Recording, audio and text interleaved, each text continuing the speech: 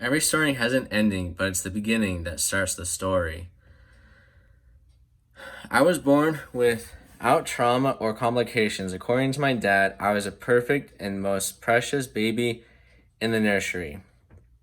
While I thrive and achieve at a normal infant milestone, the only one that didn't achieve was walking on my own. However, my pediatrician had an answer for that very trauma. He said to my mother, "Do you have dogs?" And in her reply, she said yes. And he said that your son thinks he's a dog. While that didn't sit well with my mother, she decided to venture off and find out more information of why I was not walking. Mom might have smiled at the answer, but she wasn't satisfied with the dog theory and set out to find answers of her own. Little did she know that her quest to satisfy her mother bear instinct, she traveled down the uncharted pathway that led to tears, fears, and ultimately to the life I lived and loved. I have spastic diplegic cerebral palsy, or better known as cerebral palsy. It is defined in a series of conditions that affect my ability to walk and limit my movement in my hips and legs.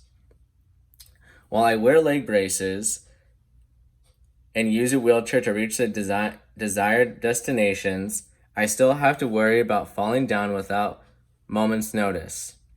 My intention today is to raise awareness and assure the stigma that associated with cerebral palsy. How do we treat others who we perceive to be different?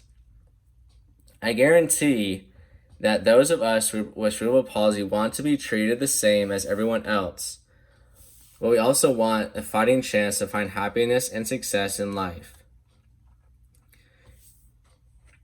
While cerebral palsy affects a person's physical ability to walk or talk, it does not affect the ability to feel sorrow and happiness.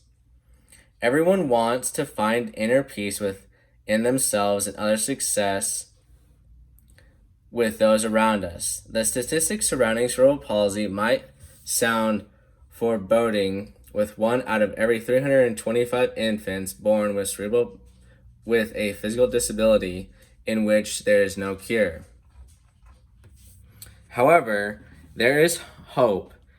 Through physical therapy, occupational therapy, medication, and support from family and friends, those of us born with cerebral palsy can live the lives we never dreamed that was possible.